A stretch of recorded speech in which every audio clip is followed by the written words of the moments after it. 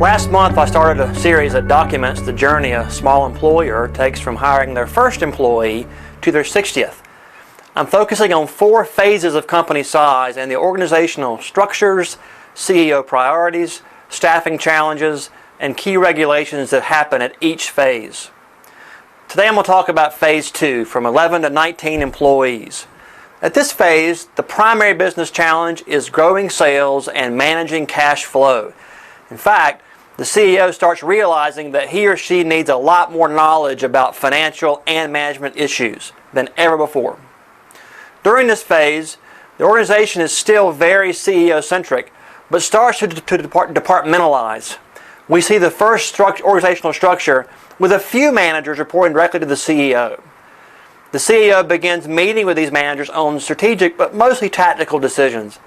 More and more of the CEO's time is spent in meetings and how to get the most out of the employees. The more the CEO delegates, the more they realize the importance of hiring the best people possible, particularly these managers. The ability to get through this phase depends as much on the CEO's ability to delegate and trust the new managers to carry out his or her vision. The organization is getting too complex for one person to manage. We see many CEOs, however, start to pull back decision making, and company growth will definitely suffer. On the staffing front, at the later part of this phase, we begin to outgrow a few people that helped us launch the organization. Letting go of these people will be very painful for the CEO, but getting to the next level will depend on it. I like to think of these phases as a series of walls. When you get close to the wall, getting over it seems impossible.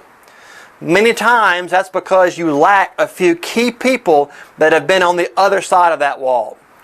It's at that point we have to examine our people, processes, and systems, and many times the answer is obvious.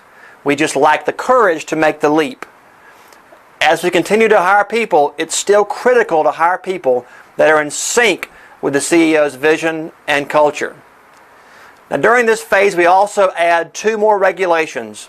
The Civil Rights Act, which is probably the most talked about employment regulation that prohibits discrimination based on race, color, religion, etc. And we also add during this phase the ADA, which prohibits discrimination based on disability.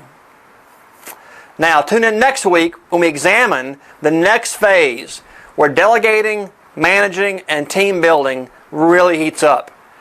Now, as always, if you need assistance with overcoming people and management challenges presented with growth, please call someone on our A&R team. We're happy to help you. We're here 24/7. Thanks.